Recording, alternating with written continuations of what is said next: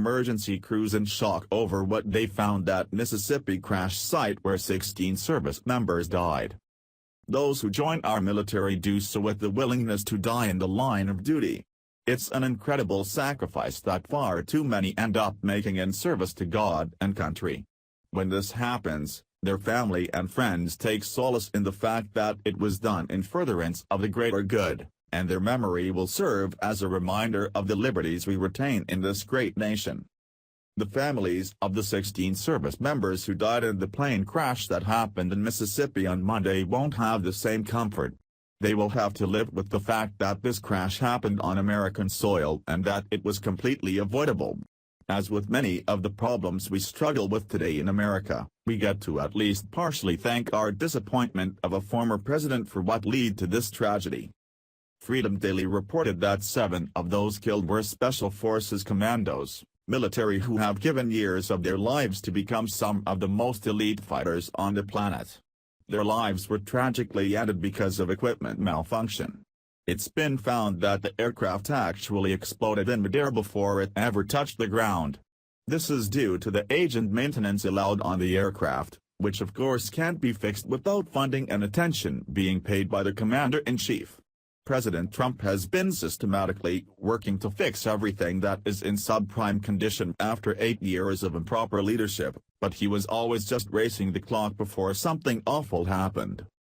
A full investigation has been launched into exactly what happened, and what can be done to keep this from happening in the future.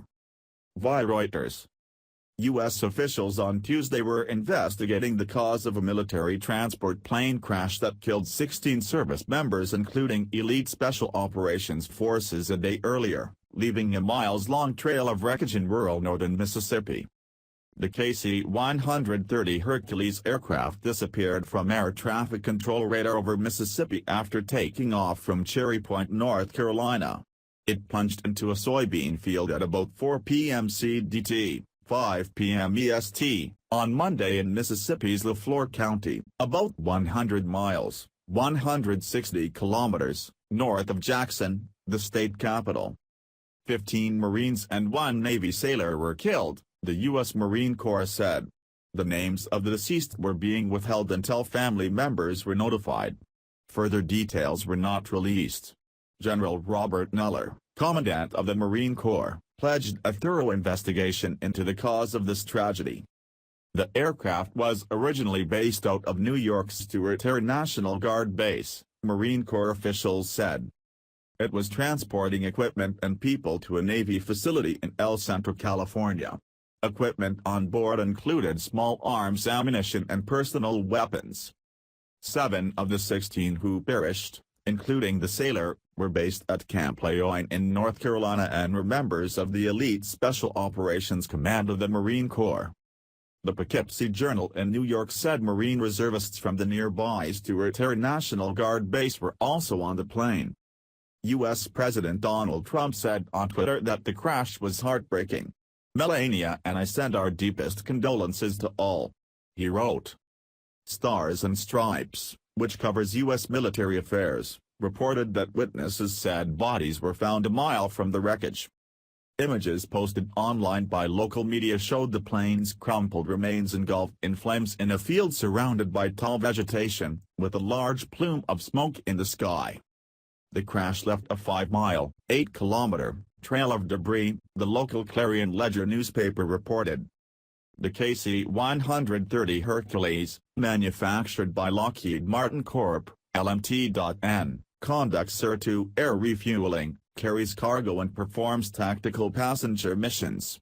It is operated by 3 crew members and can carry 92 ground troops or 64 paratroopers, according to a Navy website. Greenwood Fire Department Chief Marcus Banks told the Greenwood Commonwealth newspaper that firefighters were driven back by several high-intensity explosions that may have been caused by ammunition igniting. It was the worst Marine Corps aviation crash since January 2005, when a CH-53E crashed in Iraq, killing 30 Marines and 1 sailor.